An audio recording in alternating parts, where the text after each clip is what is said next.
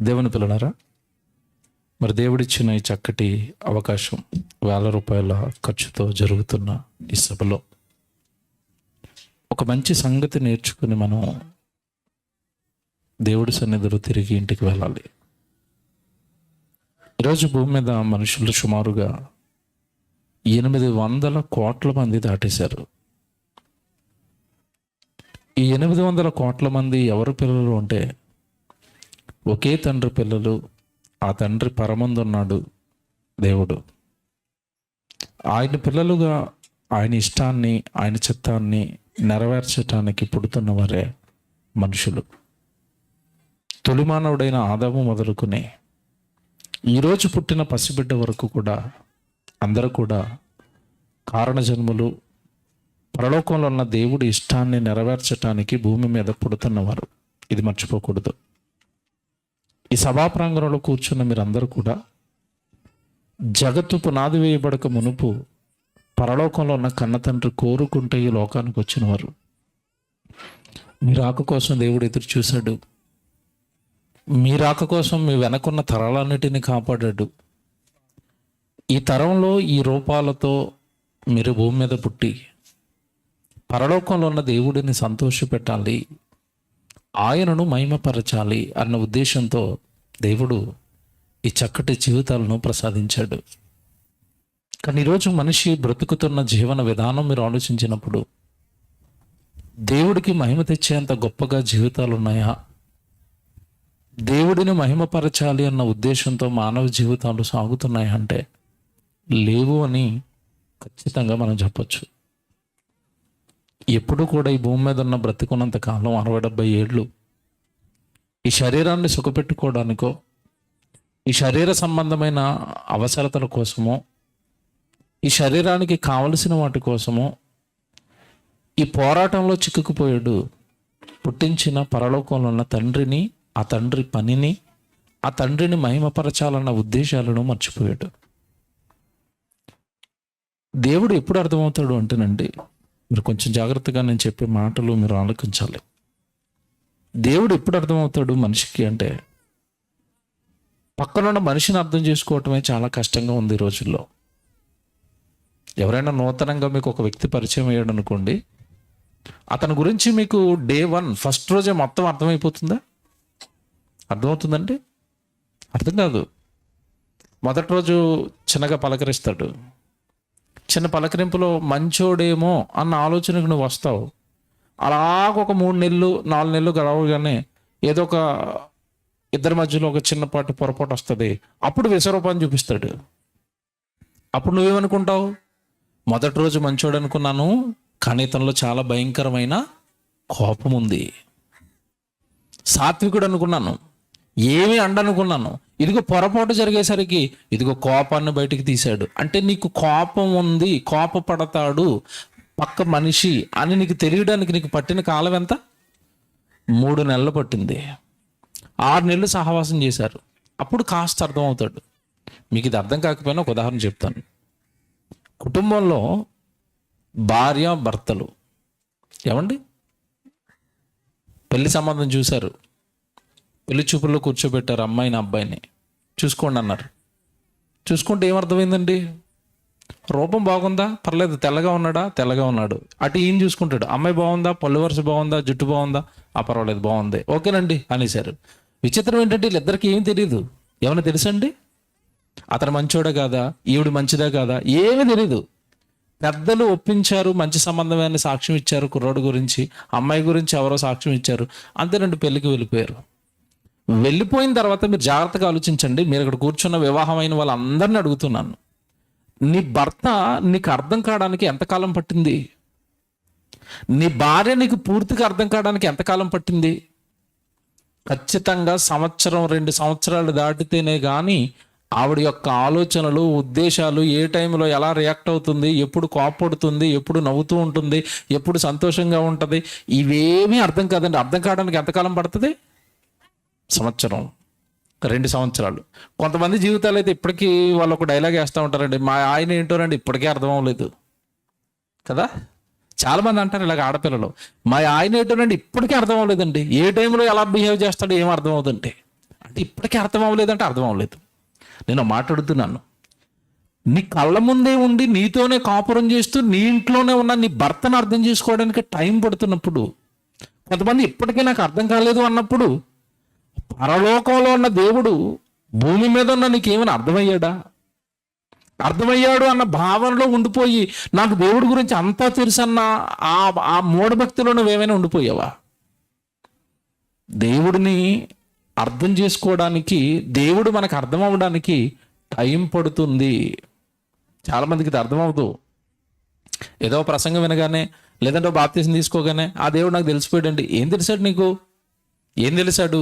దేవుడు అని మాత్రమే నీకు తెలిసాడు. ఇంకోటి చెప్పనా ఇప్పుడు మీకు, జాగ్రత్తగా వినండి.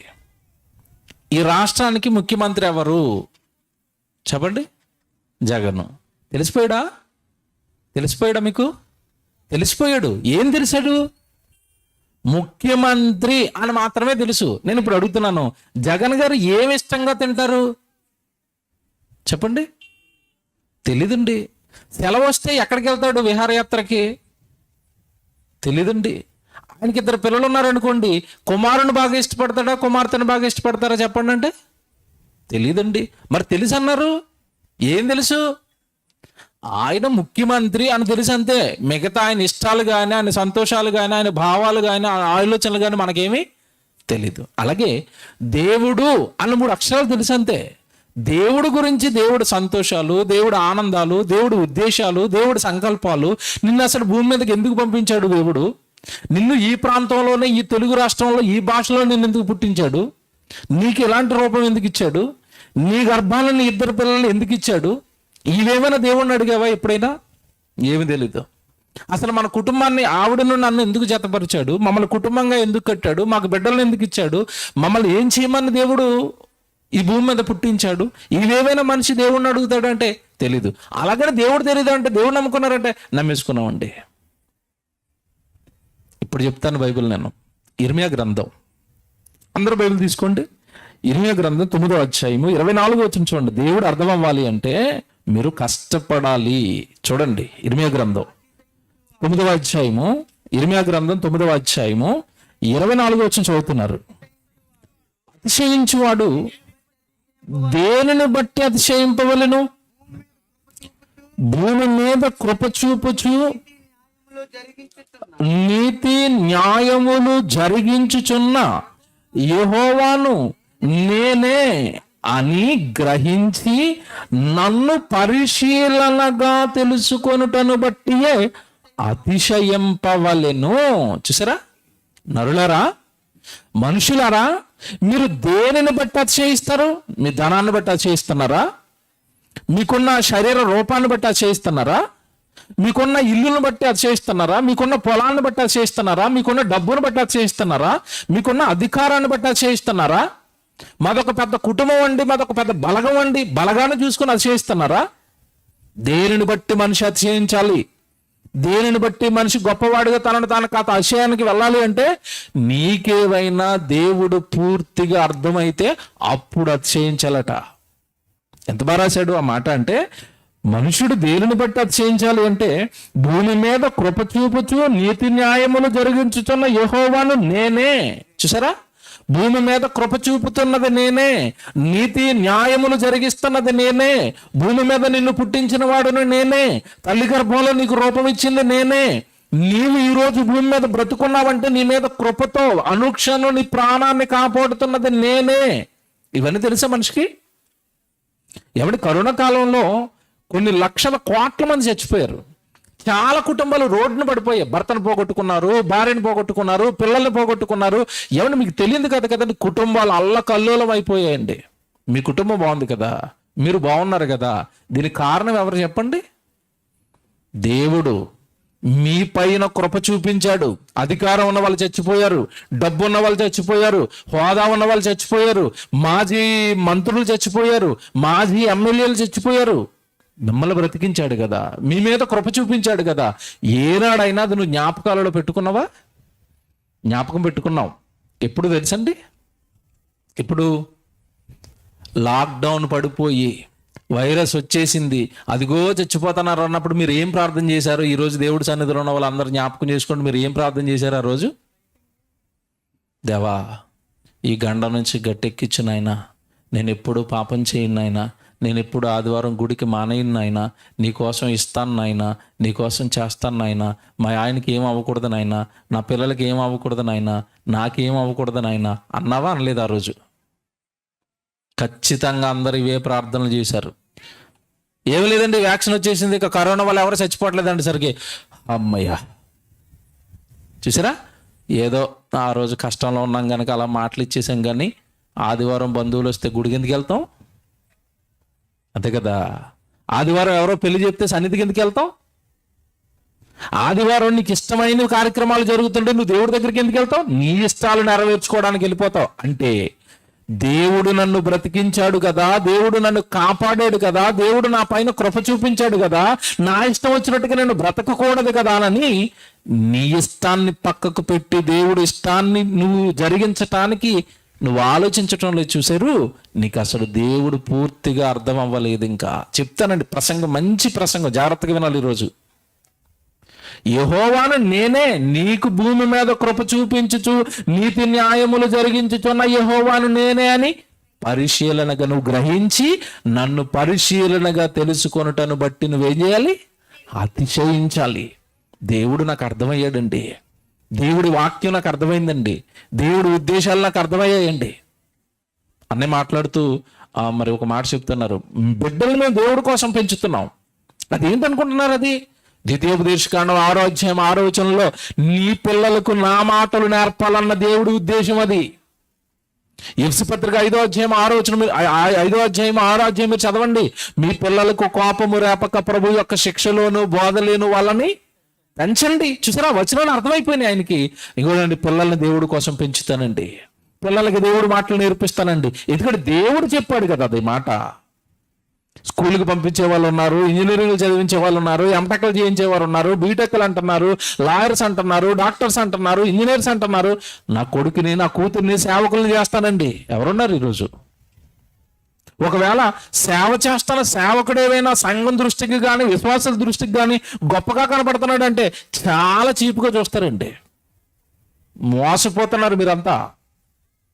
సేవకుడు సేవ అనగానే ఈ భూమి మీద జరుగుతున్న, మీరు ఉద్యోగాలు అనుకుంటున్నారేమో, ఆ ఉద్యోగాలన్నిటిలో అత్యుత్తమమైన ఉన్నతమైన ఉద్యోగం ఏదైనా ఉందంటే సేవ. సేవకుడు అనగానే శాసించేవాడు, సేవకుడు అనగానే ఆత్మలను పరలోకానికి తీసుకుని వెళ్ళిపోయేవాడు, సేవకుడు అనగానే పరలోకంలో ఉన్న సృష్టికర్త ఉద్దేశాలను మానవ జాతికి అర్థమయ్యేటట్టుగా పరలోకంలో ఉన్న కన్నతండ్రికి భూమి మీద ఉన్న మనుషులకు ప్రతినిధి, మధ్యవర్తి. ఏంటనుకుంటున్నారు సేవకుడు అంటే? అలాంటి సేవకుడుగా నా కొడుకు ఎదగాలండి, నా కొడుకు నా పరలోకంలో ఉన్న కన్నతండ్రి గురించి మాట్లాడాలండి, నా కుమార్తె మాట్లాడాలండి. చిన్ననాటి నుండి దేవుడులు వాళ్ళని పెంచుతానండి. ఎవరికి అర్థమయ్యాయి? ఎవరు గ్రహించారు దేవుడి ఉద్దేశాలు? లేవు. లోకం చూసాం, లోకంలో వాళ్ళు ఎలా బ్రతుకుతున్నారు చూసాం, మన పిల్లల్ని లోకానికి ఇచ్చాం, మనము లోకానికి బానిసలం అయ్యాం. పరలోకంలో ఉన్న దేవుడు నన్ను కాపాడి పెంచుతున్నాడు కదా, ఏం చేయమంటున్నాడు, ఏం చేయాలన్న ఉద్దేశంతో నాకు ఈ జన్మను ప్రసాదించాడు అని మనం ఎప్పుడండి దేవుడి గురించి పరిశీలనగా, ఆ పదం చూడండి అక్కడ, యెహోవాను నేనేనని గ్రహించి నన్ను ఎలా తెలుసుకోవాలట? పరిశీలనగా ఉందా? చూడండి అక్కడ చివరి మాట చదవండి, ఆ చివరి మాట, నన్ను పరిశీలనగా తెలుసుకొనుటను బట్టియే అతిశయింపవలను. దేవుడిని నువ్వు పరిశీలనగా తెలుసుకున్నావా?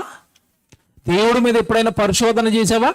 దేవుడి మీద ఎప్పుడైనా పరిశీలనకు దిగావా? ఏమండి, పరిశీలన మనం ఎంత గొప్పగా చేస్తామో చెప్తాను ఇప్పుడు మీకు.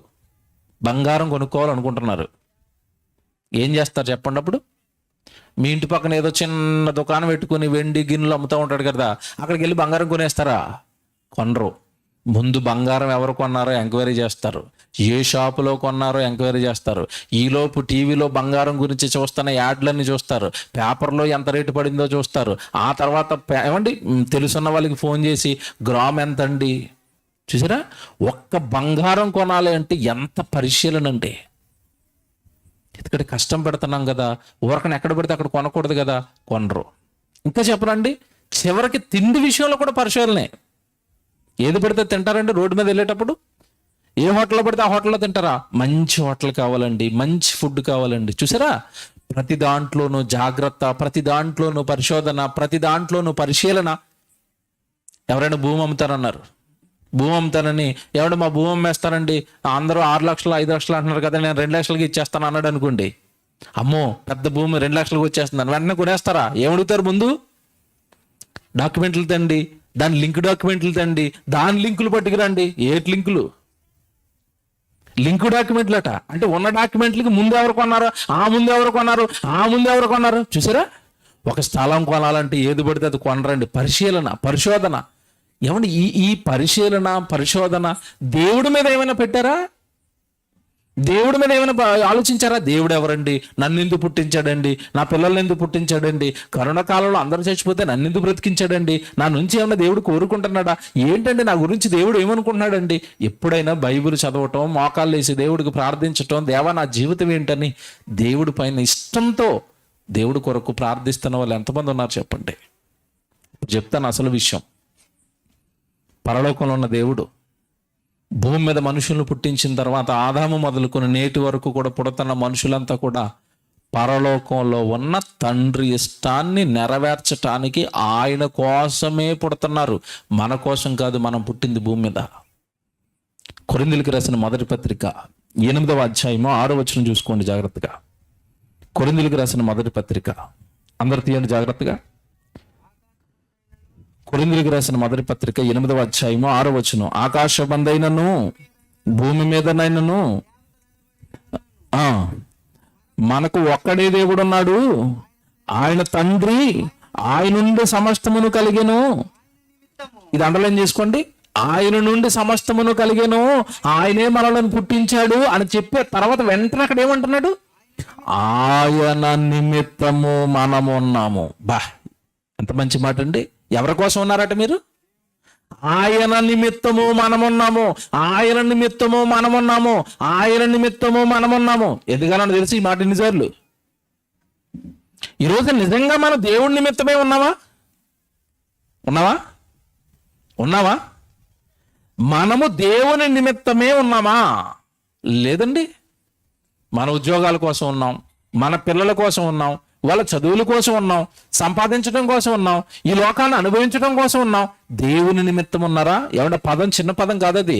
ఆయన నిమిత్తము మనం ఉన్నాము, ఆయన గురించి చెప్పడానికి ఉన్నాము, ఆయన గురించి చెప్పించడానికి ఉన్నాము, ఆయన ఉద్దేశాలు బాగా బైబిల్ గ్రహించి బైబిల్ నేర్పించడానికి ఉన్నాము, పిల్లలకి దేవుడు వాక్యం చెప్పించడానికి ఉన్నాము. ఆయన నిమిత్తం ఉన్నాము, ఆయన వాక్యం కోసం ఉన్నాము, ఆయన సువార్త కోసం ఉన్నాము, ఆయన ఆత్మల కోసం ఉన్నాము, ఆయన కోసం ఉన్నాం. ఎవరున్నారు ఆయన కోసం? ఎవరున్నారండి ఆయన కోసం? ఈరోజు కోట్ల మంది, 800 కోట్ల మంది ప్రజలలో క్రైస్తవులట సుమారు 350 కోట్ల మంది అట. ఈ 350 కోట్ల మంది క్రైస్తవులు దేవుని కోసమే ఉన్నారంటే ఏమండి, ఈ దేవుడి దగ్గరకు వస్తూ కూడా ఎలా బ్రతుకుతున్నారో, ఎలాంటి జీవన విధానం జీవిస్తున్నారో మీకు తెలియదు కాదు. ఇప్పుడు చెప్తాను. ఆయన నిమిత్తము మనమున్నామన్న సంగతి మరిచిపోయి మానవ జాతంతా ఈ లోకం కోసం బ్రతుకుతున్నప్పుడు ఇది కాదు జీవితం అని చెప్పడానికి ఒక ఆయన వచ్చాడు ఈ లోకానికి. ఆయనే ప్రభువైన యేసుక్రీస్తుల వారు ఈ లోకానికి వచ్చాడు. వచ్చి ఏం చెప్పాడు తెలుసా? నేను తండ్రిని బయలుపరచటానికి ఈ లోకానికి వచ్చాను. ఆయన అద్వితీయ కుమారుడు, ఆయన రొమ్మున ఆనుకొని ఉన్నాడు, ఆయన ఈ లోకానికి వచ్చాడు. ఆయన తండ్రి అయిన దేవుడి గురించి బయలుపరచటానికి వచ్చాడు. ఏం చెప్పాడండి ఇంతకీ యేసుక్రీస్తుల వారి లోకానికి వచ్చి తండ్రి గురించి ఏం చెప్పాడు తెలుసండి? ఆయన అనాది సంకల్పం చెప్పాడు, ఆయన మీ పట్ల కన్న కలలన్నీ చెప్పాడు, పరలోకంలో ఉన్న తండ్రికి మీరు పిల్లలు అని చెప్పాడు. ఇంకా చెప్పనా, మీ రాక కోసం ఆకాశంలో కూర్చుని భూమి వైపు మీ వైపే కళ్ళు కాయలు కాసేటట్టుగా చూస్తూ కళ్ళు ఆర్పకుండా, కొనకకుండా, నిద్రపోకుండా ఈ అనంత విశ్వాన్ని నడిపిస్తూ నరులారా తిరిగి రండి అన్న ఆ మంచి ఉద్దేశంతో, ఆశతో, నరులారా నా దగ్గరకు రండి అని ఆకాశంలో పరలోకంలో ఉండి నరులారా నా దగ్గరకు రండి అని ఆయన మిమ్మల్ని పిలుస్తుంటే మీరు ఆయన వైపు చూడాలి, మీరు ఆయన ఉద్దేశాలు తెలుసుకోవాలి. ఆయన పిల్లలు మీరు. కానీ మీరు పైకి చూడటం మానేశారు. దేన్ని చూడటం ప్రారంభించారు? లోకం. ఇక్కడ చదువులు, ఇక్కడ వ్యాపారాలు, ఇక్కడ ఉద్యోగాలు, ఇక్కడ తిండి, ఇక్కడ బట్టలు, ఇక్కడ వస్తువులు, తెల్లవారు లేస్తే ఇదే కదండి. మత్తయి సువార్త 6వ అధ్యాయం చదివితే యేసుప్రభువు చెప్తాడు, ఏం తిందాం, ఏం త్రాగుదాం, ఏం ధరించుకుందాం, అంతే కదండి మనిషి జీవితం. తెల్లవారు లేస్తే చాలామంది ఏమండి ఈ రాత్రి పడుకునే ముందే డిసైడ్ అయిపోతారు. ఏంటో తెలుసా, అమ్మ రేపు పూరీలు వేసి అమ్మ తెల్లవారు లేవంగానే, రోజు ఇడ్లీలు తిని బోరు కొట్టేసింది. చూసారా, ముందే చెప్పేస్తున్నాడు మెనూ, రేపు ఏం తినాలో. రేపు మధ్యాహ్నం మరి చికెన్ కూర ఉండేయమ్మా, ఆదివారం వస్తుంది కదా, ఈ ఆదివారం ప్రతిసారి మనం చికెన్ తినేస్తాం కదా, వద్దమ్మా ఈసారి దూరంగా వెళ్ళిపోయి మేకమాసం వండుకు వచ్చేస్తాను, ఈ ఆదివారం మటన్ ఉండమ్మా.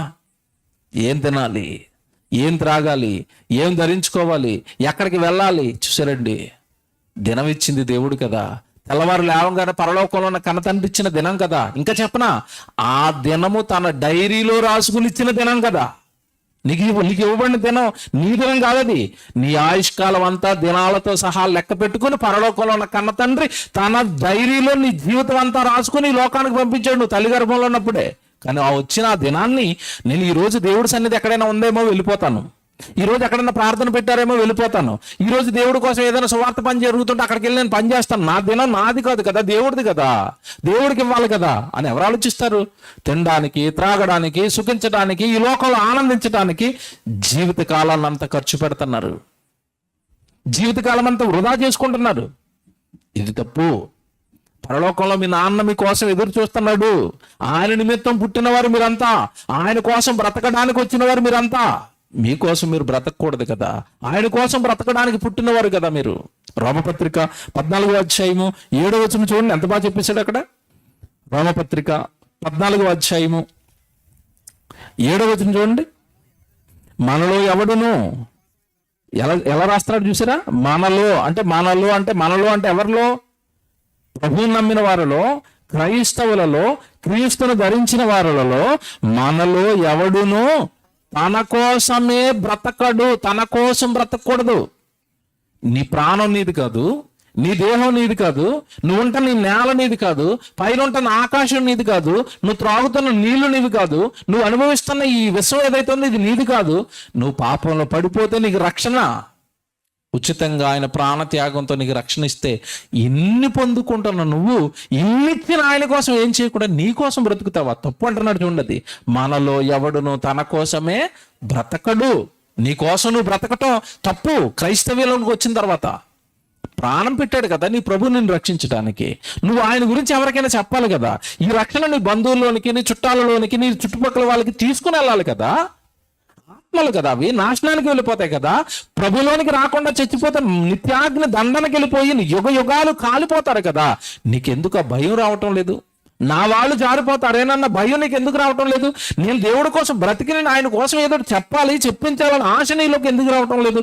నీ కోసమే బ్రతకడానికి ఎందుకు నువ్వు ఉండిపోతున్నావు? ఎంత బాగా రాస్తాడు చూడండి కిందకి వెళ్ళేసరికి. మనలో ఎవడును తన కోసమే బ్రతకడు, ఎవడును తన కోసమే చనిపోడు. మనము బ్రతికినను ప్రభువు కోసమే బ్రతుకుచున్నాము, చనిపోయినను ప్రభువు కోసమే చనిపోతున్నాము. చూసారా, చివరికి చావు కూడా ఎందులో రావాలట? ప్రభు పనిలో చావా? స్టెఫన్ గారికి ఎందులో వచ్చింది చెప్పండి చావు? మనలాగేదో పని చేసుకోవడానికి వెళ్ళి యాక్షన్లో చచ్చిపోలేదు ఆయన. ఎలా చచ్చిపోయాడు స్టెఫను? ప్రభు కోసం చెబుతూ రాళ్లతో కొట్టించుకుని చచ్చిపోయాడు. చనిపోయే ముందు ఏమంటున్నాడు తెలుసా? ప్రభువా, నా ఆత్మను నీ వద్దకు చేర్చుకో. కారణం ఏంటి? నీ పనిలో చచ్చిపోతానని కనుక నన్ను చేర్చుకో. అదే నా పనిలో చచ్చిపోయాను అనుకోండి, నేను అనగలను ఆ మాట? అనగలవండి? ఏమంటే మనం ఏదో మన పని చేసుకుంటూ ప్రభు కోసం ఎప్పుడు ఏమి చెయ్యం. ప్రభు కోసం సరిగ్గా గుడికి వెళ్ళాం, సరిగ్గా ప్రార్థన లేదు, వాక్యం లేదు, బైబిల్ రాదు, ఎప్పుడూ మన జీవితంలో ప్రభు లేడు, ప్రభు పని లేదు. చావు వస్తుంది. చావు వచ్చే క్షణం నీకు తెలిసిపోతుంది కదండి. ఇంకొద్దిసేపులో చచ్చిపోతాను, ఎవడి చావుడికి తెలిసిపోతాను, కొద్దిసేపట్లోకి నేను అయిపోతానని. ఆ టైంలో స్టెఫన్ అన్నట్టుగా ప్రభు నా ఆత్మ నువ్వు చేర్చుకో అనగలవా? మనం అన్నా చేర్చుకుంటాడా? ఎవరి కోసం బ్రతికావు? ఎవరిని చేర్చుకోమంటున్నావు? ఎవరిచ్చిన జీవితం ఎవరి కోసం వాడావు? నువ్వన్నావు, నీ కోసం అన్నావు, నీ సుఖాల కోసం అన్నావు, నీ భార్య కోసం అన్నావు, నీ కుటుంబాల కోసం అన్నావు, నీ సుఖాల కోసం అన్నావు, నీ ఆనందాల కోసం అన్నావు. నా కోసం ఏం చేసావు? బైబిల్లో రాయించారు కదా రోమపత్రిక 14:7 నీ కోసం బ్రతకూడదని, ప్రభు కోసం బ్రతకాలి అని, నీ కోసం చచ్చిపోకూడదని, ప్రభు కోసం చచ్చిపోవాలని బైబిల్లో స్పష్టంగా రాయించినా కూడా ఆ వాక్యాలను నువ్వు నమ్మలేదు కదా, విశ్వసించలేదు కదా. నీ కోసం విశ్వాన్ని నడిపించి నీ కోసం నా కుమారుని బలేసిన నా కోసం బ్రతకాలన్న ఆలోచన నీకు రాలేదు కదా ఏనాడు.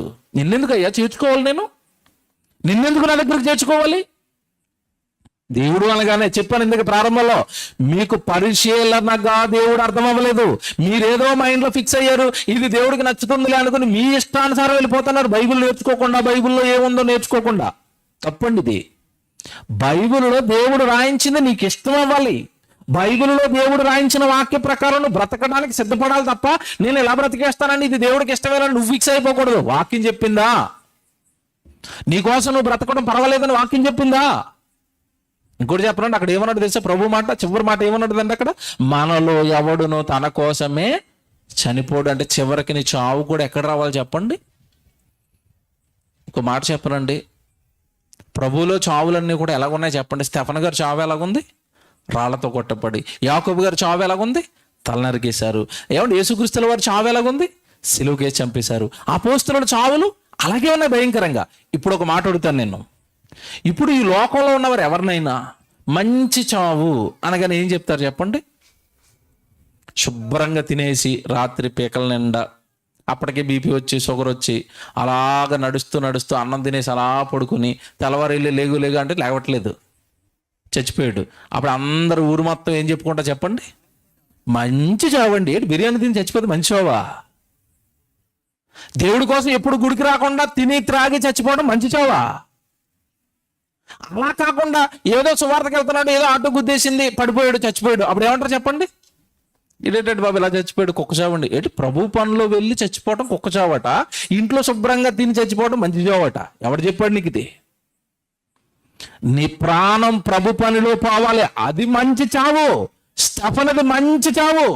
నేనంటాను స్టెఫనది మంచి చావు, యాకోబు గారిది మంచి చావు, యేసుక్రీస్తుల వారిది మంచి చావు. కానీ అవి లోకానికి ఎలా కనపడే చెప్పండి? మంచి చావుల్లో కనపడవు. అందుకే అంటున్నాను, దేవుడు వేరు, లోకం వేరు. దేవుడు ఉద్దేశాలు వేరు, లోకంలో ఉన్న ఉద్దేశాలు వేరు. ప్రభు సేవలో మరణం వరం. వరం అండి.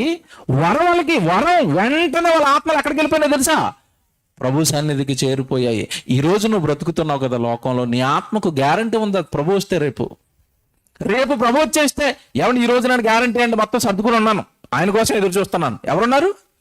మనం ప్రభు దగ్గరకు వచ్చి ఎంత వాక్యం అన్న చివరిలో ప్రార్థనలకు ఏమొస్తాడో తెలుసా? ఏమండి అయ్యగారు మొన్నేనండి పునాది వేసాను, పైకి లేపాలని ప్రార్థన చేయండి. రేపు ఏసులో వచ్చేస్తే లేపుకొని ఏం చేసుకుంటావు? ఇంకా పునాదులు లేగాలి, ఏమన్నా ఇల్లులు కొనాలి, కార్లు కొనాలి.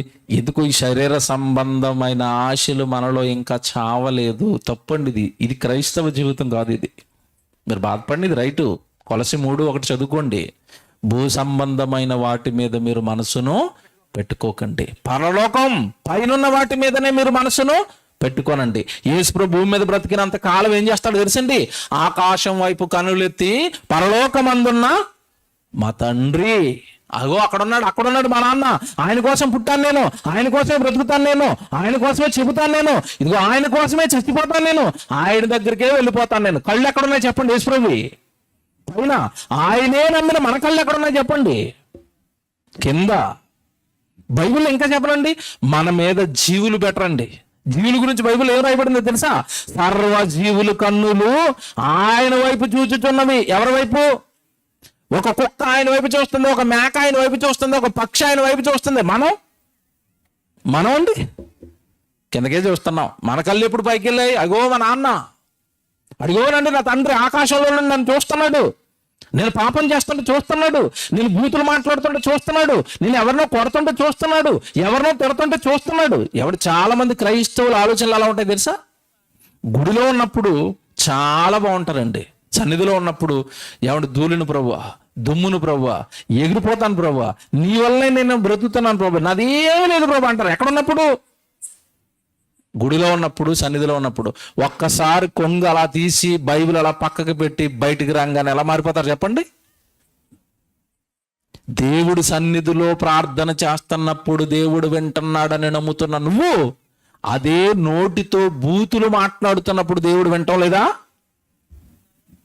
ఒక నోటితో ఏమండి, ఒకే నోటితో దేవుడి పాట, ఒకే నోటితో దేవుడి వాక్యం, ఒకే నోటితో దేవుడికి స్తోత్రాలు, అదే నోటితో బూతులు, నేరాలు, వాడలగా వీడులగా ఎవడి మనుషుల మీద మాయోపాయాలు, ఇవన్నీ రావచ్చండి, మన నోట్లోంచి రావచ్చా? ఇవన్నీ చూడండి దేవుడు. సరే, ఎలా మారిపోయాం మనం అంటే దేవుడు పూర్తిగా అర్థం అవ్వలేదు మనకి. దేవుడు సన్నిధిలో ఉన్నప్పుడు దేవుడు చూస్తున్నాడు, బయటకు వచ్చి చూస్తుంటే ఎవరేం చేస్తున్నారు, ఎవడేం చూడలేదు. పాస్టర్ గారు లేరు కదా ఇక్కడ. ఆ గుళ్ళో కూడా ఎందుకు ఉంటారంటే పక్కన సహోదరుడు ఉన్నాడు ఏమని అనుకుంటాడేమో బూతులు మాట్లాడితే, ఇక పక్కన పాస్టర్ గారు ఉన్నారు, అమ్మ సైలెంట్గా ఉండాలి. బయటకు వస్తే సహోదరులు లేరు, పాస్టర్ గారు లేరు, ఇంకా స్వైర వ్యవహారం. తప్పు చేస్తున్నాం. మనకి దేవుడు పూర్తిగా అర్థం అవ్వలేదు. ప్రతి క్షణం నిన్నే చూస్తున్నాడు అన్న సంగతి నీకు తెలీదు. ఎంత డీప్గా నిన్ను టెస్ట్ చేస్తున్నాడో తెలిసింది దేవుడు. చూస్తారా బైబిల్లో? కీర్తనల గ్రంథం 139 అధ్యాయము 1, 2, 3 వచనాలు చదవండి. దేవుడు నీ వైపు ఎలా చూస్తున్నాడు చూడు. కీర్తనల గ్రంథం 139 అధ్యాయము 139 అధ్యాయం 1, 2 ఏమండి 1వ వచనం 2వ వచనం చదువుతున్నారు. చూడండి, జాగ్రత్త చూసుకోండి. యెహోవా, నీవు నన్ను పరిశోధించి తెలుసుకొని ఉన్నావు. చూసారండి, దేవుడు మనిషిని పరిశోధిస్తున్నాడట. మరి మనిషి దేవుని పరిశోధిస్తాడా? చూసారా ఎంత తేడా జరిగిపోయిందో. ఆయన నిన్ను పరిశోధిస్తున్నాడు, ఆయన నిన్ను పరిశీలిస్తున్నాడు, ఆయన నువ్వేం చేస్తున్నావని ప్రతి క్షణం నీ కోసం ఆలోచిస్తున్నాడు. నువ్వు ఆదివారం తప్ప ఇంకెప్పుడు ఆయన గురించి ఆలోచించవు. అప్పుడప్పుడు సభల్లో తప్ప ఇంకెప్పుడు ఆయన నీకు జ్ఞాపకం రాడు. ఇప్పుడు దేవుడు చూడండి అక్కడ ఎలా ఉందో. యెహోవా, నీవు నన్ను పరిశోధించి తెలుసుకొని ఉన్నావు. లెక్క పెట్టుకోండి, ఇక్కడి నుంచి ఏమేమి చూస్తున్నాడట. నేను కూర్చుండుట. ఈ రోజు సభ ఉందని ఉదయం కరపత్రం వచ్చింది, లేదంటే పాస్టర్ గారు చెప్పారు, మీకు అందరు చెప్పారు. ఈ రోజు సభలో ఎంతమంది కూర్చున్నారు చెప్పండి. వార్త తెలిసిన తర్వాత కూడా ఎంతమంది కూర్చున్నారు? ఈ ఊరు మొత్తానికి చెప్పుంటారు, పక్క ఊరు మొత్తానికి చెప్పుంటారు, ప్రార్థన ఉంది, ప్రార్థన ఉంది, ప్రార్థన ఉందని. కానీ ఈ రోజు అందులో కొద్ది మంది కూర్చున్నారు. ఇక్కడ కూర్చున్న మిమ్మల్ని అందరినీ ఇప్పుడు దేవుడు చూస్తున్నాడా, చూడటం లేదా? చూస్తున్నాడు. ఇప్పుడు నేను అడుగుతున్నాను, ఈ వార్త అందు కూడా ఈ సభలో కూర్చోకుండా టీవీ ముందు కూర్చున్నామని చూస్తున్నాడా, చూడటం లేదా? చూస్తున్నాడు. ఈ వార్త అందు కూడా గుడికి రాకుండా ఎక్కడో ఫ్రెండ్స్ తో దేవుడు బీచ్ లోనో, మేము ఉప్పాడు బీచ్ ఉంది కదా అందరూ తిరుగుతున్నాడు అనుకోండి, ఆయన చూస్తున్నాడా లేదా? చూస్తున్నాడు. నీవు కూర్చుండుట అన్నాడు, చూసారు అక్కడ. నీవు కూర్చుండుట. నెక్స్ట్, నీవు లేచుట. చాలా మంది సభల మధ్యలో లేచిపోతారు, అంతే కదా. ఏటనండి బాబు, టైం అయిపోయింది, 9:30 అన్నారు, ఆకలి చేస్తుంది, ఇలా అన్నం పెట్టకపోతే ఇంటికి వెళ్ళి తినేస్తున్నాం. లేచిపోయాడు. కూర్చున్నావు. కూర్చున్న వెంటనే అమ్మ నా కొడుకు నా సన్నిధికి వచ్చాడు, నా వాక్యం వింటున్నాడు, ఇలా వింటే బాగుంది రాత్రి అంతా అనుకుంటాడు ఆయన. మనమేమో 9:30 10:30 ముగించేయాలండి. ఇదేంటిది? కూర్చున్నావు కదా, రాకొచ్చావు కదా, ఎప్పుడు దొరకవు కదా, సభ పెట్టినప్పుడే దొరికావు కదా. ఆశగా ఎదురు చూస్తున్నాడు కన్న తండ్రి. ఇంకో 4 వాక్యాలు చెప్తే బాగున్నా, నిలబడిన కొడుకు, కింద కూర్చున్న కొడుకు ఇంకో 4 మాటలు వింటే బాగున్ను, నా ఉద్దేశాలు అర్థమైతే బాగున్ను, వీడు మారిపోతే బాగున్ను. నువ్వు కూర్చున్న దేవుడికి తెలుసు, నీవు నించున్న దేవుడికి తెలుసు. ఇంకా చూస్తారా అక్కడ చూడండి. ఇంకా నీకు తలంపులు, ఆలోచనలు. ఇక్కడ కూర్చున్న చాలా మంది ఏవేవో ఆలోచిస్తూ ఉంటారు, అవన్నీ కూడా తెలిసిపోతున్నాయి ఆయనకి. మనం మాట్లాడితేనే అవతలకి తెలుస్తుంది. దేవుడు ఎలాగంటే బాగా డేంజర్ అండి. లోపల ఏమైనా తిట్టుకున్నావా ఆయనకి అర్థమైపోద్ది. ఇశ్రాయేల్లో చాలా మంది దేవుడు చంపాడండి. చంపడానికి కారణం ఏం చెప్పాడు తెలుసండి బైబిల్లో? వాళ్ళు నా మీద సనిగారు అన్నాడు. సనగడం అంటే ఏంటి చెప్పండి? అవతలోడికి వినపడకుండా తిట్టడం, దీన్నే సనుగుడు అంటారు. బయటికి రాదు వాయిస్, లోపల తిట్టుకుంటా ఉంటారు. అలా దేవుడు మన సనిగారు, చంపాడండి దేవుడు ఆ రోజు. అంటే మన లోపల మాట్లాడుకునేవి కూడా ఎవరికి తెలుస్తాయి? దేవుడికి తెలుస్తున్నాయి. నువ్వు కూర్చున్నా తెలుసట, నువ్వు లేచినా తెలుసట, నువ్వు తలంపు ఆలోచిస్తున్నా తెలుసట, నీ మాట పెదవులకు రాకమునిపే నాకు తెలుసు, నీ నడక తెలుసు, నీ పడక తెలుసు, మొత్తం నీ గురించిన బయోడేటా నా దగ్గర ఉంది. అంతలా నిన్ను పరిశీలిస్తున్నప్పుడు, అంతలా నీ వెనక పడుతున్నప్పుడు, నువ్వు కూర్చుంటే నేను వెనక వస్తున్నాను, నువ్వు పడుకుంటుంటే నేను వెనకలు వస్తున్నాను, నువ్వు నడుస్తుంటే ఎక్కడికి పడుతున్నావు నీ వెనకే వస్తున్నాను. నేనెంతగా నీ వెనక పడుతుంటే నువ్వెందుకు నా గురించి నేర్చుకోవు? నువ్వెందుకు నా ఉద్దేశాలు నెరవేర్చవు? నువ్వెందుకు నా గురించి చెప్పవు? నువ్వెందుకు నా గురించి ఆలోచించవు? చూసారండి దేవుడు అండి. ఇంత గొప్ప తండ్రి గురించి ఈ లోకానికి చెప్పడానికి వచ్చాడు యేసుక్రీస్తుల వారు. జాగ్రత్తగా వినండి. యేసుక్రీస్తుల వారు ఎంత గొప్పవాడైన తండ్రి గురించి లోకానికి వచ్చిన దినాలు ఏ దినాలలో వచ్చాడో తెలుసండి. యేసుక్రీస్తుల వారి రాకతో ఈ ఏమండి ఈ విశ్వానికి ఏం ప్రారంభమైందో తెలుసండి. అంత్య దినాలు ప్రారంభమయ్యాయి. ఏప్రిల్కి రాసిన పత్రిక 1వ అధ్యాయము 1వ వచనం జాగ్రత్త చదవండి.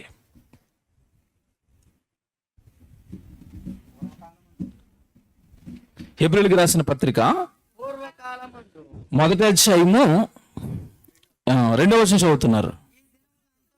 ఈ దినముల అంతమందు కుమారుని ద్వారా దేవుడు మనతో, అంటే ఇప్పుడు యేసుక్రీస్తుల వారు మాట్లాడిన దినాలు ఏ దినాలట?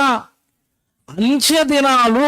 అంత్య దినాలు. ఈ టోటల్ విశ్వానికి యేసుక్రీస్తుల వారు అడుగుపెట్టిన దినాలు ఏ దినాలు?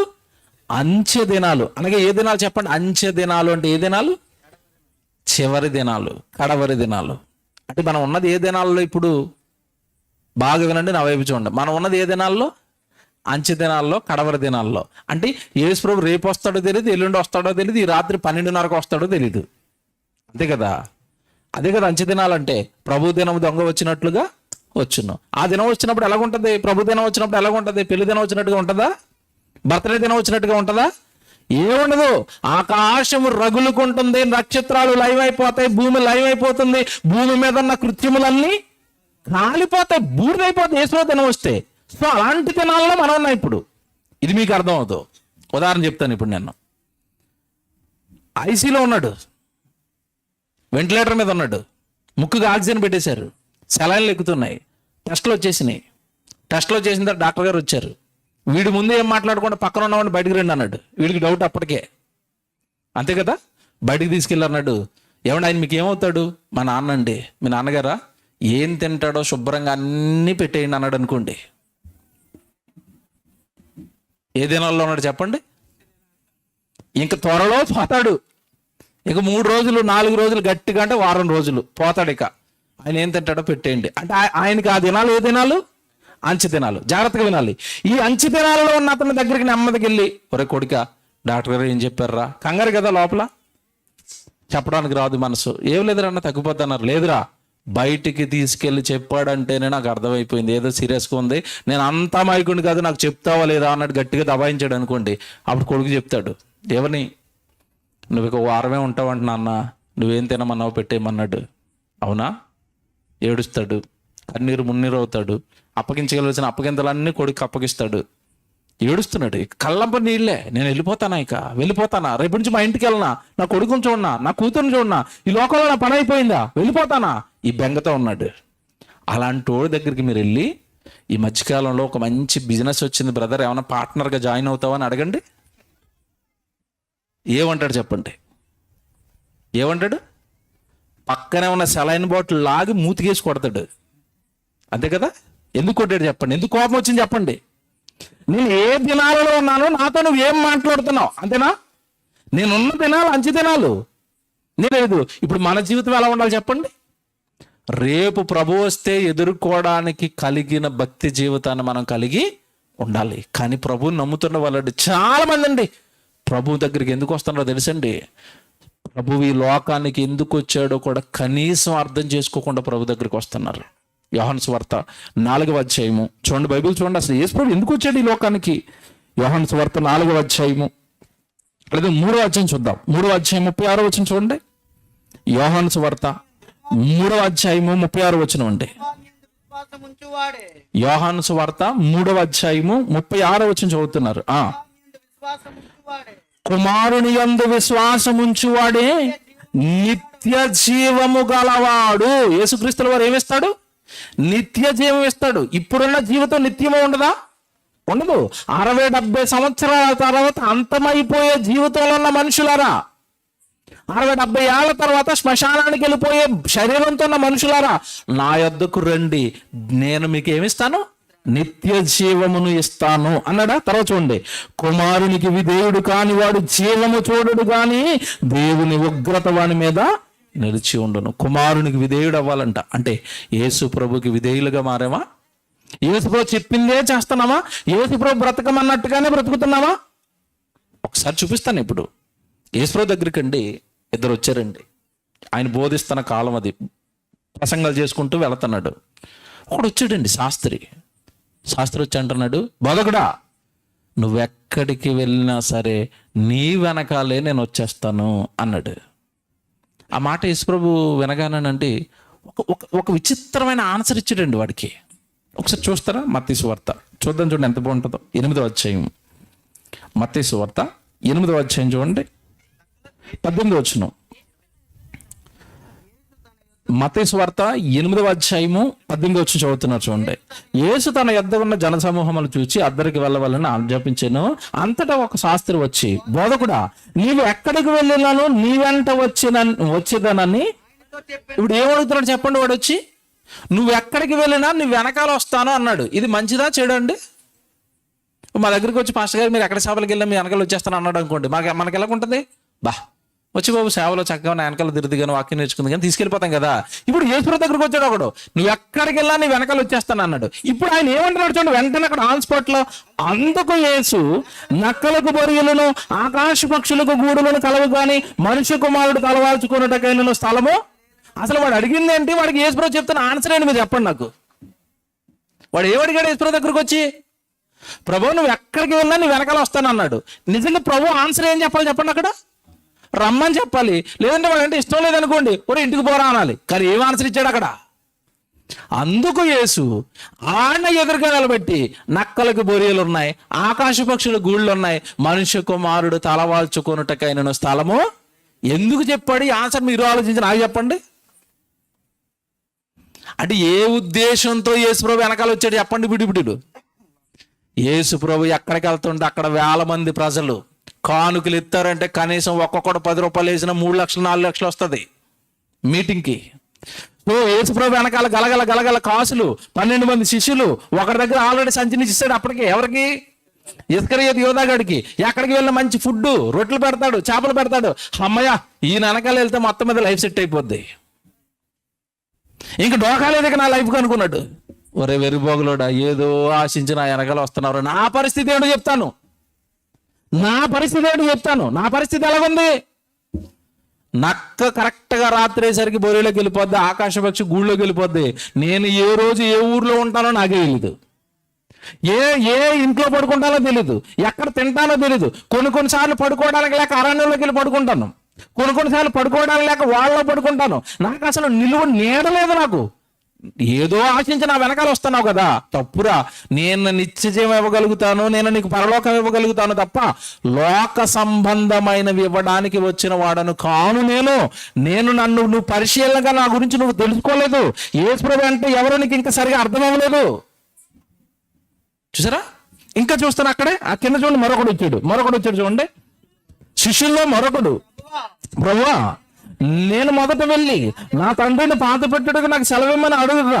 యేసు అతన్ని చూచి నన్ను వెంబడించుము, మృతులు తమ మృతులను. ఏమన్నా ఒకడు వస్తానంటేనేమో ఈ ధైర్యగేశాడు, రెండో వాడు వెళ్తానంటే ఆడితే ఏమంటున్నాడు?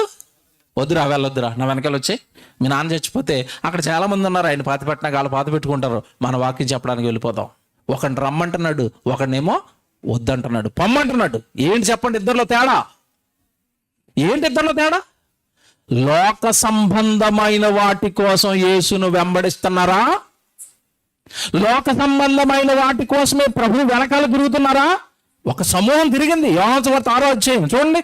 ఈయన ఎందుకు ఈ మాట అంటున్నాడు? ఊరకనే అండి. యేసు ప్రభు ఎప్పుడు అన్నా కూడా ఊరకనే అనడు. దీని వెనకాల ఒక చరిత్ర జరుగుంటది, దీని వెనకాల ఒక సంఘటన జరుగుంటది. అదేనండి బైబిల్ నేర్చుకోవటం అంటే. యోహాను సువార్త 6వ అధ్యాయంలో ఏం జరిగిందో చూడండి ఒకసారి. యోహాను సువార్త 6వ అధ్యాయం చూడండి, ముగించేస్తాను త్వరగా. 6వ అధ్యాయం 22 చూడండి. యోహాను సువార్త 6వ అధ్యాయము 22వ వచనం. మరునాడు సముద్రపు అద్దరిని జనసమూహము వచ్చి చూడగా ఒక చిన్న దోణి తప్ప అక్కడ మరి ఒకటి ఏమీ లేదనియు, యేసు తన శిష్యుల్లో కూడా దోణి ఎక్కలేదు కానీ ఆయన శిష్యులు మాత్రమే వెళ్ళిరనియు తెలుసుకునేది. అయితే ప్రభు కృతజ్ఞతాస్తుతులు చెల్లించినప్పుడు వారు రొట్టె భుజించిన చోటునకు దగ్గరనున్న తిబిరయి నుండి వేరే చిన్న దోణులు వచ్చాను. ఎక్కడి నుంచి వచ్చాయి? యేసు ప్రభు రొట్టెలు చేపలు పెట్టిన ప్లేస్కి వెళ్ళారు, అక్కడ లేడు యేసు ప్రభు. మళ్ళీ ఇంకో ప్లేస్కి వచ్చారు, అక్కడ లేడు. ఇప్పుడు అక్కడి నుంచి దోణులు కట్టుకుని వీళ్ళు కపెర్నహూముకి వచ్చేసారండి యేసు ప్రభుని ఎత్తుక్కుంటూ. ఏమన్నా నిజంగా యేసుప్రభుని అలా వెతుక్కుంటూ దోణిలో వేసుకుని వచ్చేసారు. మనమైతే ఏమంటాం చెప్పండి? బా, ఎంత భక్తి ఉండకపోతే నన్ను వెంబడిస్తారు, ఎంత భక్తి ఉండకపోతే నా వెనకాల ఇలా తిరుగుతారు, ప్రతి ప్రాంతానికి నన్ను వెతుక్కుంటూ వచ్చేసారా. మనలాంటోడు కాదు కదండి యేసు ప్రభు. ఎవడు ఏ ఉద్దేశంతో వస్తున్నాడో ఒక్కసారి స్కాన్ చేస్తాడు. ఇందాక శాస్త్రిని స్కాన్ చేసినట్టుగా ఒకసారి వీళ్ళని స్కాన్ చేసాడు, ఏ ఉద్దేశంతో నా దగ్గరికి వస్తున్నారని. ఎందుకంటే హృదయంలో ఉన్నవన్నీ తెలుస్తాయి కదా ఆయనకి. ఏమన్నాడు తెలుసండి వచ్చిన వాళ్ళను? మీరు కిందకి చదువుకుంటూ 25 చూడండి. 25 సముద్రపు అద్దరిని ఆయన కనుగొని, బోధకుడా నీవెప్పుడు ఇక్కడికి వచ్చితివని అడుగగా యేసు, మీరు సూచనలను చూచుట వలన కాదు కానీ రొట్టెలు తిని భుజించుట తృప్తి పొందుట వలనే నన్ను వెతుకుచున్నారు. డైరెక్ట్ ఏమండి నిజంగా ఎంత డైరెక్ట్ చెప్పేస్తున్నాడు చెప్పండి. ఒరే మీరు నా వెనకాల తిరుగుతున్నది నేను చేసే మహత్కార్యాలు, సూచక క్రియలు, అద్భుతాలు చూసి దేవుడిని నమ్మడానికి కాదు, నా వెనకాల మీరు తిరుగుతున్నది. ఎందుకట? డైరెక్ట్గా చెప్తున్నాడు, తిండిపోతులురా మీరు అన్నాడు.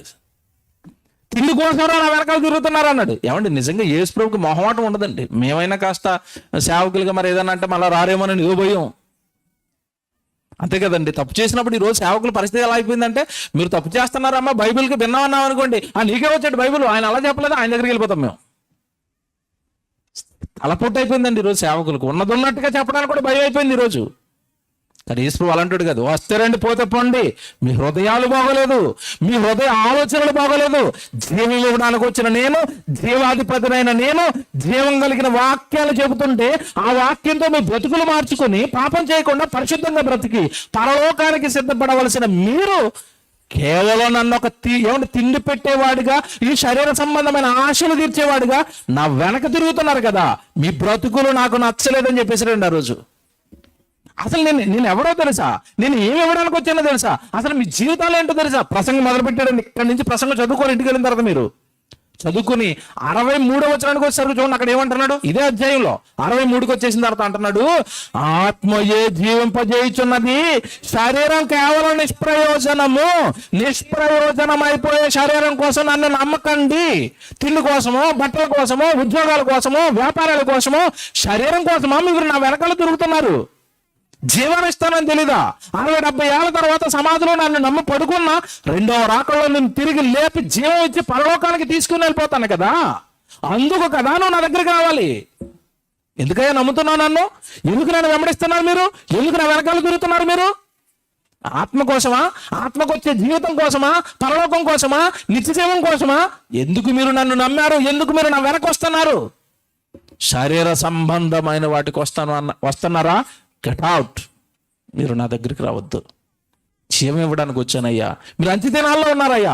విశ్వానికి నాశనం దగ్గరికి వస్తే, మీ శరీరం మట్టిలో కలిసిపోతే మీ ఆత్మ సంగతి ఏంటి? ఎంతమంది అండి ఈరోజు యవ్వనంలో ఉన్న వాళ్ళే భయంకరంగా వాళ్ళ గుండెలాగి చచ్చిపోతున్న వార్తలు మనం చూడటం లేదు. ప్రమాదాలు మనం చూడటం లేదు. రోగాలు మనం చూడటం లేదు. ఎంతటి భయంకరమైన పాపపు ప్రపంచంలో, భయంకరమైన మరణాలు వస్తున్న ప్రపంచంలో ఉండి కూడా ఆత్మ కోసం ఆలోచించుకోకపోతే ఎలాగండి? నేను పరలోకం వెళతానా? దేవుడు వస్తే నా ఆత్మ రక్షించబడుతుందా? నా జీవితం ఏమైనా బాగుందా? కాబట్టి ప్రభు దగ్గరికి వచ్చి కూడా ఎప్పటికీ ఈ శరీరం కోసమే అడగటం, మిమ్మల్ని మీరు మోసం చేసుకోవటమే.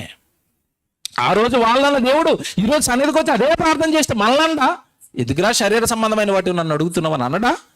కొరింథీయులకు రాసిన మొదటి పత్రిక 15వ అధ్యాయము 19వ వచనం చూడండి. కొరింథీయులకు రాసిన మొదటి పత్రిక 15వ అధ్యాయము 19వ వచనం. కొరింథీయులకు రాసిన మొదటి పత్రిక 15వ అధ్యాయం 19వ వచనం అనగానే మృతుల పునరుత్థానం గురించి పూర్తి వివరణ ఇచ్చిన అధ్యాయం అది. మొత్తం అధ్యాయం చదువుకోండి ఇంటికి వెళ్ళిన తర్వాత. నేను జస్ట్ ఒక వచనం ఇస్తున్నాను అంతే. కొరింథీయులకు రాసిన మొదటి పత్రిక 15వ అధ్యాయం 19వ వచనంలో, ఈ జీవిత కాలము మట్టుకే, ఈ 60-70 ఏళ్ల మట్టుకే, ఈ శరీరం కోసం మట్టుకే, ఈ 60-70 ఏళ్ళు ఈ జీవితానికి కావలసిన వాటి మట్టుకు మాత్రమే, ఈ జీవిత కాలము మట్టుకే మనము క్రీస్తునందు కనుక నిరీక్షించిన వారమైన ఎడల మనుషులందరికంటే మనం ఏమైపోతాము? దౌర్భాగ్యం. ప్రభు దగ్గరకు వచ్చి కూడా ఈ జీవితం కోసం వచ్చేవా? ఆత్మ ఉందని తెలీదా? నిత్యజీవం ఉందని తెలీదా? నరకం ఉందని తెలీదా? పరలోకం ఉందని తెలీదా? ఈ జీవితం చిన్నదని, ఆ జీవితం పెద్దదని తెలీదా? కొన్ని ఏళ్ల క్రితం, 100 సంవత్సరాల క్రితం లాజరు, ధనవంతుడు అని ఇద్దరు భూమి మీద బ్రతికి వాళ్ళ శరీరాలు భూమి మీద ఉండిపోయాయి, కానీ వాళ్ళ ఆత్మలు మాత్రం ఎక్కడికి వెళ్ళిపోయాయి? ఒకళ్ళ ఆత్మేమో ఏమంటే చక్కగా పరదేశంలోనికి వెళ్ళిపోయింది, విశ్రాంతిలోనికి. ఒకడి ఆత్మేమో నిత్యాగ్ని దండనకి వెళ్ళిపోయి అక్కడ కాలిపోతుంది. తెలీదు అది.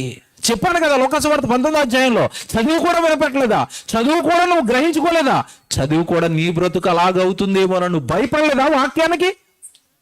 వాక్యానికి భయపడాలి కదా, భయపడలేదా? వాక్యాన్ని విడిచిపెట్టావా? వాక్యపు భయం లేదా? నా జీవితం అలాగ అయిపోతుందేమోనన్న ఆందోళన లేదా? ధనవంతుడు ఏం చేశాడంటే నేరం? మిమ్మల్ని అడుగుతున్నాను, బైబిల్ చదువుతున్నారు కదా. ధనవంతుడు ఏ నేరం చేసి పాతాళానికి వెళ్ళాడు నాకు చెప్పండి, బాగా చదివి. లూకాసు వార్త 19వ అధ్యాయంలో ధనవంతుడు నరకానికి వెళ్ళాడని అక్కడ రాయబడి ఉంటుంది. ఇంతకు ధనవంతుడు చేసిన నేరం ఏమైనా అక్కడ రాశాడా దేవుడు? మీరు చెప్పండి నాకు, బైబిల్ బాగా చదువుకొని చెప్పండి, ఉందా? ఏంటో తెలుసా నేరం? 16వ అధ్యాయం 25వ వచనంలో, కుమారుడా నీ జీవిత కాలమందు. లూకాసు వార్త 19వ అధ్యాయము, క్షమించండి 16వ అధ్యాయము 25. లోక 16:25లో అబ్రహాము ఆ నరకానికి వెళ్ళిపోయిన వాడితో అంటున్నాడు, కుమారుడా నీవు నీ జీవిత కాలమందు నీకిష్టమైనట్టుగా, అది అండర్లైన్ చేసుకోండి. నీ జీవితంలో నా ఇష్టమేమి లేదు, అంతా నీ ఇష్టమే. నీకు కావలసిన బట్టలు వేసుకున్నావు, నువ్వు తినాలనుకున్న తిన్నావు, నువ్వు త్రాగాలనుకున్న త్రాగావు, కుటుంబం అన్నావు, పిల్లలు అన్నావు, ఉద్యోగాలు అన్నావు, సంపాదన అన్నావు, కార్లు అన్నావు, పొలాలు అన్నావు, అంతా నీ ఇష్టమే. నా ఇష్టమేది నీ జీవితంలో? అక్కడ దేవుని చూసుకోండి. అక్కడ నేను చెప్తున్నది మీ బైబిల్లో ఉంది. కుమారుడా నీ జీవిత కాలమందు నీకిష్టమైనట్టుగా సుఖమును అనుభవించితివి. ఇదే నీ మీద బుక్ అయిన కేసు. ఇది ఎలాగుంటుంది అంటేనండి బైబిలు, మిమ్మల్ని అడుగుతున్నాను ఇప్పుడు, సుఖపట్టం కేసు అండి? కేసా? బైబిల్ ప్రకారం సుఖపట్టం కేసా? కేసే. పోలీస్ స్టేషన్కి వెళ్ళి మా ఇంటి పక్కన ఉన్నాడండి, ఎప్పుడు వాడు ఉద్యోగం వాడు చేసుకుంటాడండి, ఇంటికి రాగానే ఏసీలో ఉంటున్నాడండి, సుఖంగా ఉంటున్నాడండి, కేసు పెట్టడానికి వచ్చానండి. పెట్టండి కేసు. వెళ్ళి పోలీసుడు ఏమంటాడు? ఎవరో పిచ్చెక్కిందా? ఆడు తిండి ఆడు తింటున్నాడు, ఆడు ఉద్యోగం ఆడు చేసుకుంటున్నాడు, ఆడు ఏసీలో ఆడు పడుకున్నాడు, నీకేమరా అంటాడంట. లోకంలో బాగుంది, ఇది దేవుడి దగ్గరికి సెట్ అవ్వదు. ఎందుకు సెట్ అవ్వదో తెలుసా? ఒక మాట ఉంది బైబిల్లో. మీకు ఏం మాట ఉంది? లూకాసు వార్త, ఫిలిప్పీలకు రాసిన పత్రిక. ఎందుకు మనకి సెట్ అవ్వదో మీరు చూడండి. ఫిలిప్పీలకు రాసిన పత్రిక 1వ అధ్యాయము 30వ వచనం చూడండి. ఫిలిప్పీలకు రాసిన పత్రిక 1వ అధ్యాయము 30వ వచనం చూడండి. అందరూ రాసుకోండి. ఈ వచనం ఖచ్చితంగా ప్రతి క్రైస్తవుడు ఇంట్లోనే ఉండాలి. ఇది పొద్దున్నే మనం ఈ వచనమే చూసుకోవాలి. వెళ్ళి ఫిలిప్పీలకు రాసిన పత్రిక 1వ అధ్యాయము 30వ వచనం. క్రీస్తునందు విశ్వాసముంచుట మాత్రమే కాక, నేను విశ్వాసం ఉంచానండి, బాప్తిజం తీసుకున్నానండి, గుడికి వెళ్ళిపోతున్నానండి, సరిపోదు అక్కడ. మీరు అలా చూసుకోండి బైబిల్లో. విశ్వాసముంచుట మాత్రమే కాక ఆయన పక్షాన, యేసుక్రీస్తుల వారి పక్షాన శ్రమపడుటయు ఆయన పక్షమున మీకు అనుగ్రహించబడింది. ఏమనుగ్రహించబడింది మనకి దేవుడి పక్షాన? శ్రమ పడండి, వాక్యం చెప్పండి, సువార్త చేయండి, ఇదిగో సభలు పెట్టండి, మండు టెండల్లో మీరు కష్టపడి పనిచేస్తున్నారు కదా, ఆ కష్టార్జితాన్ని దేవుడు సేవకు ఇవ్వండి. శ్రమ శ్రమ శ్రమ. యేసుప్రభు పడింది శ్రమ, అపోస్తలులు పడింది శ్రమ, తొలి శతాబ్దపు సంఘం పడింది శ్రమ, ఆ తర్వాత వచ్చిన స్టెఫను శ్రమ, పిలుపు శ్రమ. మీరు చదవండి బైబిల్ చదవండి. కొత్త నిబంధన సేవ అంతా శ్రమ శ్రమ శ్రమ. నువ్వు పడవా? నీకు శ్రమలు లేవా? నీకు కష్టాలు లేవా? నీకేమీ పని లేదా భూమి మీద? ఎవరు చెప్పారు ఈ బోధ? ఎవరు చెప్పారు? బైబిల్ కాదు ఇది, బైబిల్ కాదండి. బైబిల్లో మత్తయి సువార్త నుంచి ప్రకటన గ్రంథం వరకు, క్రైస్తవులారా మత్తయి సువార్త కాడి నుంచి ప్రకటన గ్రంథం వరకు చదవండి. బైబిల్ అంతా ఒకటే మీకు చెప్తుంది. మీరు దేవుడి కోసం పని చేయాలి, పని చేసి జీతంగా పరలోకాన్ని మీరు పొందుకోవాలి. పని లేని వాడికి జీతం లేదు, పని లేని వాడికి పరలోకమే లేదు. బైబిల్ ఇది, మీరు చదువుకోండి. కనుక ఇంతకాలం మనం ఎక్కడ ఉండిపోయామంటే, ప్రభు నమ్మాం, లోక సంబంధమైన అడుగుదాం, హ్యాపీగా ఉందాం, ధనవంతుడు ఉన్న ప్లేస్కి వెళ్ళిపోతాం సుఖపడితే. ఈ సుఖపడుతున్న వాళ్ళ అందరికీ ఆడికి తమ్ముళ్ళే. సుఖపడుతున్న వాళ్ళు ఏమంటే, వాడు అన్నాడు కదా భూమి మీద నాకు ఎవరున్నారు, ఇంకా 5 సహోదరులు ఉన్నారు. వాడు ఎంత కాన్ఫిడెన్స్ అంటే, ఖచ్చితంగా వాళ్ళు కూడా నా దగ్గరికే వస్తారు. ఎంత నమ్మకం చూడండి. ఎంత నమ్మకం అండి తమ్ముళ్ళ మీద? ఖచ్చితంగా నా దగ్గరికి వస్తారు. ఎందుకంటే వాళ్ళ బతుకులు కూడా ఎలాగ ఉన్నాయి, అలాగే ఉన్నాయి. తిన్నాకి, త్రాగడానికి, సుఖించడానికి, ఇదే వాళ్ళ జీవితం అంతా ఇదే. ఖచ్చితంగా వాళ్ళు ఇక్కడికే వస్తారు కనుక అయ్యో కొంచెం ఈయన పంపించండి అక్కడికి. ఎవరిని? లాజరు వెళ్ళి భూమి మీద ఉన్న వాళ్ళకి వాక్యం చెప్తారంటే వాక్యం అంటారండి. ఇది మీకు అర్థం అవ్వదు. మీ గ్రామంలో ఎవరో మొన్న ఈ మధ్యకాలంలో ఒక ఆయన చచ్చిపోయాడు, స్పీకర్గా ఆయన వచ్చాడు అనుకోండి, మీరు ఎవరు కూర్చుంటారు చెప్పండి? ఇక్కడ పారిపోరు, అక్కడికి ఇక్కడికి ఇక్కడ దెయ్యం దెయ్యం దెయ్యం అనుకుంటూ. మీ ఊర్లో చచ్చిపోయిన ఆయన రాడు మీకు వాక్యం చెప్పడానికి. ఎవరు వస్తారు? మీ ఊర్లో దైవజనులు ఉంటారు, వాళ్ళు చెప్తారు మీకు. అదే అన్నాడు అక్కడ అబ్రాహాము. ఏమన్నాడు తెలుసా?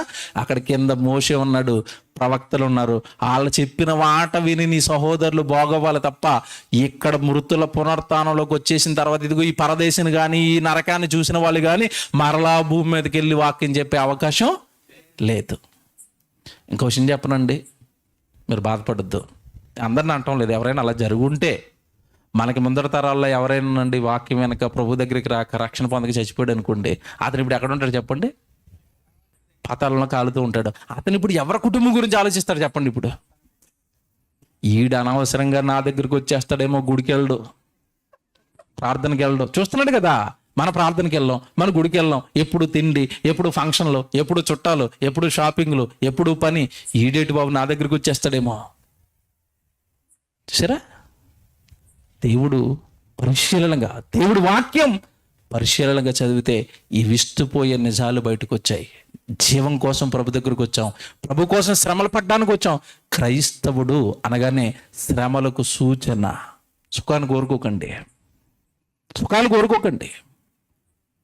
దేవుని పిల్లలారా, దేవుడి కోసం బ్రతకవలసిన కాలం, దేవుడి కోసం చేయవలసిన కాలం, దేవుడి కోసం బ్రతికి దేవుడిలో ఉన్న భక్తులు బ్రతికినట్టుగా మన బ్రతుకులను ముగించి ఈ లోకాన్ని విడిచి దేవుడి దగ్గరికి మనం వెళ్ళవలసిన కాలం ఇది. చివరికి మాట చదువుతాను. మానవ జీవితాలు ఏమంటే ఎలా ఉన్నాయో ఆయన చెబుతున్న ఒక్క మాట చెప్పి నేను ముగిస్తాను. యోబు గ్రంథం 21వ అధ్యాయము చివరి మాట. మనుషులు ఎలా ఆలోచిస్తున్నారట? యోబు గ్రంథం 21వ అధ్యాయం అంటే 14 వచనం 15 వచనం చూడండి. వారు ఏమంటున్నారట? మనుషులండి, భూమి మీద ఉన్న మనుషులు ఏమంటున్నారట? వారు నీ మార్గములను గూర్చిన జ్ఞానము మాకు అక్కర్లేదు. ఎవరిది వద్దట? ఎవరి జ్ఞానం వద్దట? దేవుడి జ్ఞానం మాకొద్దు, దేవుడి వాక్యం మాకొద్దు. మరేం కావాలి? మరి ఏం కావాలండి? దేవుడి వాక్యం వద్దు. జబర్దస్తులు చూస్తాం, మొగల్ రేకులు చూస్తాం, అంతే కదండి, సీరియళ్ళు చూస్తాం, సినిమాలు చూస్తాం. ఎవడు మీకు మాట చెప్పనండి, ఊరు మధ్యలో ఏమండి ఈ ఊర్లో ఉన్న చక్కగా దైవజనులు అంతా చెప్పారు కదా ప్రార్థన ప్రార్థన ప్రార్థన అంటే కొంత తక్కువ మంది వస్తారండి. అదే ఊరు మధ్యలో స్క్రీన్ కట్టి బాహుబలి సినిమా ఇస్తే ఊర్లో ఉన్న వాళ్ళు మొత్తం అండి, ముసలా మొట్టగా ఏమన్నా చిన్న పెద్ద అందరూ కుర్చీలు పట్టుకుని మరి వచ్చేస్తారు. సినిమా వేస్తున్నారట్రా, సినిమా వేస్తున్నారట్రా. అదే వాక్యం చెప్తుంటే ఇదిగో ఇదే పరిస్థితి. ఏమంటున్నారట? దేవుని గూర్చిన జ్ఞానము మాకు అక్కర్లేదండి, వాక్యం వద్దండి, మాకు సభలు వద్దండి, ప్రార్థనలు వద్దండి, మాకు చాలా బిజీగా ఉన్నాం. ఇప్పుడు చూడండి, కింద చూడండి ఏమంటున్నారు? దేవుడేమో వెనక వస్తున్నాడు కదా, నువ్వు కూర్చున్నా, నువ్వు నుంచున్నావు, వెళ్ళరా ప్రార్థనకి వెళ్ళరా, వాక్యానికి వెళ్ళరా, దేవుడి దగ్గరికి వెళ్ళరా, నా సన్నిధికి రారా అని ఆయన వెనకాల వస్తున్నాడు కదా. వెనకాల ఆయన వస్తే అంటున్నాడట, నీవు మమ్మను విడిచి పోతావా లేదా? మీరు ఎప్పుడైనా అన్నారా? అన్నారా లేదా? అనలేదు అంటే అన్నారు అని నిరూపించేస్తాను ఇప్పుడు నేను. అన్నారు. మీరు ఎప్పుడు అన్నారు తెలుసా? సేవకుడు ప్రార్థన చేసి అమ్మ ప్రార్థన ఉందంటే అలాగేనండి అయ్యగారు ఖచ్చితంగా వచ్చేస్తామండి, ఫోన్ పెట్టేశాడు. ఈయనకు పని ఉండదు, అంత బాను ప్రార్థనే అనలేదు. నీ గురించిన జ్ఞానం మాకు వద్దు, వద్దు ప్రార్థనలు వద్దు, సభలు వద్దు, సెమినార్లు వద్దు, మాకు వద్దు, మనం చాలా బిజీగా ఉన్నాం, నీకు పని లేక పని పాట లేక పెడతావు నువ్వు. దేవుడు గూర్చిన జ్ఞానము మాకు అక్కరలేదు, నీవు మమ్మల్ని విడిచిపోమ్మని ఆయనతో ప్రజలు చెప్తున్నారట. ఇంతకీ ఎందుకన్నా ఆయన దగ్గరికి వెళ్ళి రారంటే ఇప్పుడు చెప్తున్నాడు చూడండి, కింద చదవండి అక్కడే. మేము ఆయన దగ్గరకు వచ్చి ఆయన దగ్గర ప్రార్థన చేయుట చేత మాకేమి లాభం? మాకేమి లాభం? దేవుడితో ఏం ప్రారంభించారు? వ్యాపారం. ఆయన దగ్గరకు వచ్చి ప్రార్థన చేస్తే మాకేం లాభం? ఉద్యోగం ఇస్తాడా? ఉద్యోగం ఇస్తాడేమో, పాస్టర్ గారిని గ్యారంటీ ఇమ్మన్నాడు, గుడికి వచ్చేస్తాను నేను. మా పిల్లకి పెళ్ళి అవటం లేదు, గుడికి వచ్చేస్తానండి, ఖచ్చితంగా పెళ్ళి అయిపోతుందంటే గుడికి వచ్చేస్తానండి. లాభమా? వ్యాపారం ప్రారంభించారా దేవుడితో? సృష్టికర్తతో వ్యాపారం, కన్నతండ్రితో వ్యాపారం, దేవుడితో వ్యాపారం, లాభసాటి వ్యాపారం. లాభం, నాకేదైనా మేలు జరిగితే, నాకేదైనా లాభం జరిగితే వస్తాను, లేకపోతే రాకపోతే ఎవరికి నష్టం? మరణం తర్వాత ఎవరి దగ్గరికి వెళ్తావు? భూమి మీద ఉండగా వెళ్ళు. ఇల్లు వద్దంటున్నావు, అక్కడికి వెళ్తానంటున్నావు, ఏదో బీచ్కి వెళ్ళిపోతానంటున్నావు, పనికి వెళ్ళిపోతాడు, వెళ్ళు. ఎక్కడికి వెళ్తావో వెళ్ళు. మరణం తర్వాత ఎవరి దగ్గరికి వెళ్తావు? మరణం తర్వాత నీ కళ్ళ ముందు కనబడేది ఎవరు? దేవుడు కదా. ఏం చెప్తావు సమాధానం? భూమి మీద వద్దని తోసేస్తున్నావు. చావు తర్వాత తొయ్యడానికి నీ చేతుల్లో ఏముండదు, ఇక దొరికిపోతావు, పట్టేసుకుంటాడు. ఎలా బ్రతికా భూమి మీద? నా కోసం ఏం చేశావు? నీ జీవితం అంత పాపమే కదా, నేరాలే కదా, నాకు నచ్చని జీవితమే కదా. దేవుని పిల్లలారా, వారి క్షేమం ఇక వారి చేతుల్లో లేదు. ఎంత ఎంత ఎంత ముగింపిచ్చాడు చూసారా చివరి మాట? ఇలా ఆలోచిస్తున్న వాడి క్షేమం వాడి చేతుల్లో లేదు. లాభం కోసం దేవుడు మీ కన్న తండ్రి కదండి, మీ నాన్న కదండి. నాన్నతో వ్యాపారం చేస్తామండి, మన నాన్నతో మనం వ్యాపారం చేస్తామండి. మన కన్న మన తండ్రి ఉన్నాడు కదా, చిన్నప్పటి నుంచి కనిపించాడు కదా, అతనితో వ్యాపారం చేస్తామా? అమ్మ నాకు కొంచెం ఒంట్లో బాగోలేదురా, చూడడానికి రా అంటే వస్తాను, ఏమిస్తావు అన్నదనుకోండి, కూతురా? మీరు చెప్పండి. ఒంట్లో బాగోలేదమ్మా, కాస్త చూడడానికి రా అని ఫోన్ చేశాడు కన్న తండ్రి కూతురికి. వస్తాను, ఏమిస్తావు? వెళ్ళిపోవడానికి ఛార్జీలు ఇస్తావా? ఏమన్నా 1000 రూపాయలు దాచావా అన్నదనుకోండి, కూతురా అండి? ఇది మీకు అర్థమైతే పరలోకంలో ఉన్న దేవుడి దగ్గరకు వస్తావు, ఏమిస్తావు? ఉద్యోగం ఇస్తావా? వ్యాపారం ఇస్తావా? ఆరోగ్యం ఇస్తావా? అడుగుతున్నావంటే నువ్వేం చేస్తావు దేవుడితో? ఇప్పుడు వ్యాపారం. ఆయన గురించి ప్రార్థన చేస్తే మాకు వచ్చే లాభం ఏంటంటున్నావు అంటే వ్యాపారమా దేవుడితో? తప్పండి, ఇది తప్పు జీవితం అండి. ఇదంతా తండ్రి కదా, నిన్ను కన్నాడు కదా, ఈ విశ్వం నువ్వు రాకమని పెట్టాడు కదా, నీ కోసం కొరకకుండా నిద్రపోకుండా ఈ భూమిని తిప్పుతున్నాడు కదా. ఇంత చేస్తున్న కన్న తండ్రి దగ్గరకు వ్యాపారమా, లాభమా? తప్పు చేసాం ఇంతకాలం మనం. దేవుడు పూర్తిగా అర్థం అవ్వలేదు. కన్న తండ్రి, నాన్న, నీ కోసం కలలు కన్నవాడు, నీ రాక కోసం ఎదురు చూసినవాడు, నువ్వెక్కడ నరకానికి వెళ్ళిపోతావునని తనకిష్టమైన తన కొడుకుని నీ కోసం బలేచుకున్నవాడు. ఎవరు మీకు మాట్లాడుతున్నానండి, మీరంటే బాగా ఇష్టమా, యేసుప్రభు అంటే బాగా ఇష్టమా చెప్పండి? మనం అంటే బాగా ఇష్టం. ఎందుకంటే తెలుసా, మన కోసం ఆ కొడుకును బలేసాడంటే ఆయన ఇష్టమా మనం ఇష్టమా చెప్పండి? ఇంత ఇష్టపడిన తండ్రి దగ్గర వ్యాపారమా? ఇంత ఇష్టపడిన తండ్రి దగ్గరకు వచ్చి లాభాలా? చిచ్చి, ఇది మంచి జీవితాలు కాదండి, ఇవి మంచి జీవితాలు కాదు ఇవి. కనుక నిత్య జీవం కోసం నమ్మండి, మరణిస్తే ప్రభు దగ్గరికి వెళ్ళిపోవడానికి నమ్మండి తప్ప లోక సంబంధమైనవి, శరీర సంబంధమైనవి దేవుడి దగ్గర అడగకండి. ఉన్నది ఏ దినాలు? అంచె దినాలలో ఉండి దేవుడితో వ్యాపారాలు చేయకండి. దేవా, రేపు వచ్చేస్తే నేను కాస్త బాగోలేదు, నా బ్రతుకుని బాగు చేయండి. నేను ఇప్పటి నుంచి బ్రతుకుతాను, మీ సన్నిధిలోనే ఉంటాను, మీ వాక్యం వింటాను, మీ పనికి వస్తాను, మీ సేవలో ఉంటాను, మీ సువార్తకి నా వల్ల నేను సహాయం చేస్తాను. నన్ను చేర్చుకోండి తండ్రి, నా బ్రతుకు బాగోలేదు. ఇదండి భక్తి అంటే.